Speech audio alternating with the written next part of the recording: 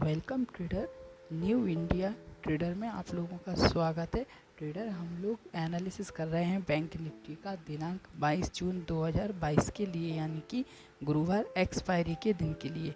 तो ट्रेडर, जैसा कि बैंक निफ्टी को सबसे पहले देखेंगे, तो ट्रेडर बैंक निफ्टी आज के दिन पूरा साइडवेज रहा। इस तरीके से ये साइडवेज रहा।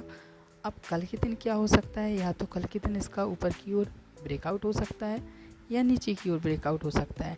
अगर ट्रेडर इसका नीचे की ओर ब्रेकआउट होता है तो इसके लिए एक हैवी सपोर्ट के रूप में 32,000 काम करेगा, और अगर गैप अप ओपन होता है तो ट्रेडर इसके लिए ये जो 33,000 का लेवल है, ये सपोर्ट का, रेजिस्टेंस का काम करेगा ऊपर की ओर। तो ट्रेडर, अब हम लोग समझते हैं किस बेस पे ये कहाँ पे ओपन हो सकता है और हमें कल क्या करना है। इसके लिए हम लोग HDFC बैंक के चार्ट को सबसे पहले रीड करेंगे।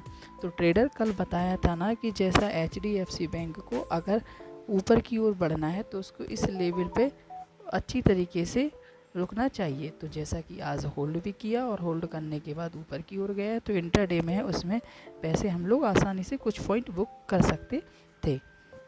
तो ट्रेडर, अभी इस लेवल को HDFC बैंक होल्ड कर रहा है, लेकिन अगर ये लेवल टूट जाता है कल, या गैप डाउन खुल जाता है HDFC बैंक, तो यह ज़्यादा से ज़्यादा 1315 पे ओपन होगा, और 1315 पे ओपन होने के बाद हो सकता है ये 1305 तक आ जाए।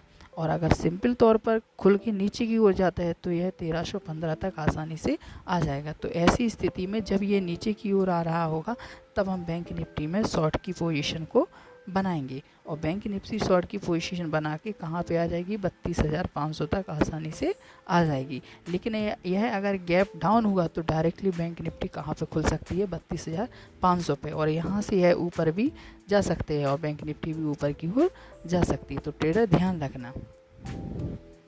और मार्केट गैप अप होता है तो यह इसी रेंज से ऊपर की ओर चला जाएगा, और बैंक निफ्टी भी आसानी से 33,000 के लेवल को पार कर जाएगी, और बैंक निफ्टी भी 33,000 के लेवल पर ओपन हो जाएगी। तो HDFC बैंक में ट्रेडर कल नज़र रखनी है। साथ ही ICICI बैंक को भी देखेंगे ट्रेडर। तो ICICI बैंक ने आज बहुत गलत काम कर दिया। गलत काम ये कर दिया कि इसको इस लेवल को तोड़ना नहीं चाहिए था, बल्कि इसी लेवल पे होल्ड करना चाहिए था, ताकि ये अपने ट्रेंड को कंटिन्यू रख सकता था। लेकिन इसने गलती की, और गलती करने के बाद यह नीचे की ओर आ गया, तो यह अपनी पुनः प्रीवियस रेंज में फंस गया, जो कि रेंज कहाँ तक की बनी थी इसकी, 680। तो कल यह आसानी से 680 के लेवल दिखाएगा। इसके बाद हो सकता है फिर 692 जाए, और इसी तरीके से रेंज बाउंड ट्रेड करता रहे।